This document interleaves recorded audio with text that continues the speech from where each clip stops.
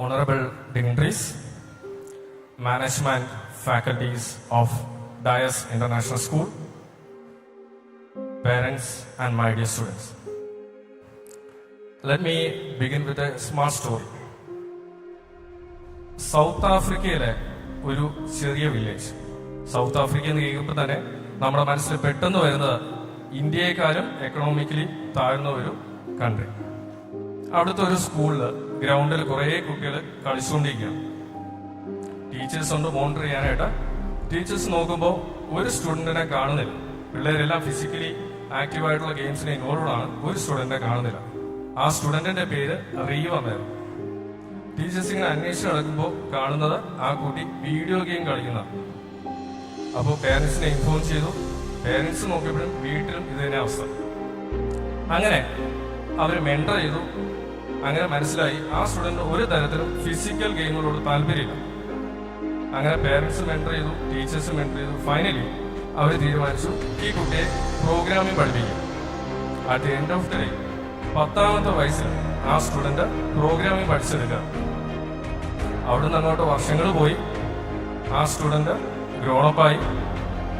അവിടുന്ന് മൈഗ്രേറ്റ് ചെയ്തു, ഫാമുകളിൽ വർക്ക് ചെയ്തു, അവിടുന്ന് ലം മിൽസിൽ വർക്ക് ചെയ്തു, അവിടുന്ന് മൈഗ്രേറ്റ് ചെയ്തു. അങ്ങനെ ലേറ്റർ സ്വന്തമായിട്ട് IT പ്രോജക്ട്സ് ചെയ്തു, കമ്പനി സ്റ്റാർട്ട് ചെയ്തു. അങ്ങനെ ഫൈനലി നമ്മൾ ഇന്ന് കാണുന്ന എലോൺ റീവ് മസ്ക് ആയിട്ട് ഗ്രോപ്പായി. എന്തുകൊണ്ടത് സാധിച്ചത്? ടീച്ചേഴ്സ് പ്രോപ്പറായിട്ട് മെന്റർ ചെയ്തുകൊണ്ട്, പേരൻസ് പ്രോപ്പറായിട്ട് സപ്പോർട്ട് ചെയ്തുകൊണ്ടാണ്. ഇന്ന് Elon Musk is a 200 billion worth businessman ആണ്, സക്സസ്ഫുൾ ഓണ്ടർപ്രീനർ ആണ്, സക്സസ്ഫുൾ സയന്റിസ്റ്റ് ആണ്, എഞ്ചിനീയർ ആണ്, എല്ലാം. After all we are designating him as the icon of human potential. മനുഷ്യന് ഇമ്പോസിബിൾ ആയിട്ടുള്ളതെല്ലാം പോസിബിൾ ആണെന്ന് ഐഡിയ കൺവേ ചെയ്ത ഒരു ഹ്യൂമൻ ഐക്കൺ ആയിട്ടാണ് നമ്മൾ എലോൺ മസ്കിനെ കാണുന്നത്. ആഫ്റ്റർ ഓൾ ഇതിനെല്ലാം ഉപരി he's a global citizen right now. ഒന്ന് രണ്ട് ഫാക്ട്സ് കൂടെ പറയാം. ലൈക്ക് നമ്മുടെ ഒരു ഗെയിമിംഗ് ഇൻഡസ്ട്രി എന്ന് പറയുന്നത് 500 ബില്യൺ ആണ്. ബില്യൺ, ഞാൻ പറയുന്ന figures not 500 billion.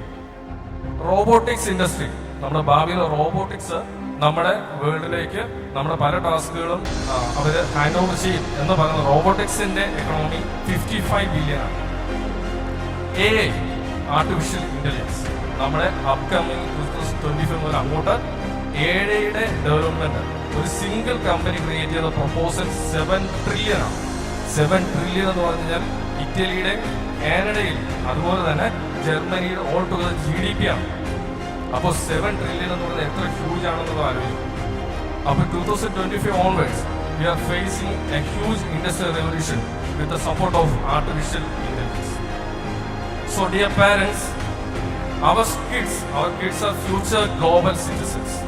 They have the power to bridge every difference. They have the power to support and build a better tomorrow. So support them, nurture them, and let us hope and wish Dias International and their management as well as Technology Learning Park will empower our kids to lead tomorrow's global communities.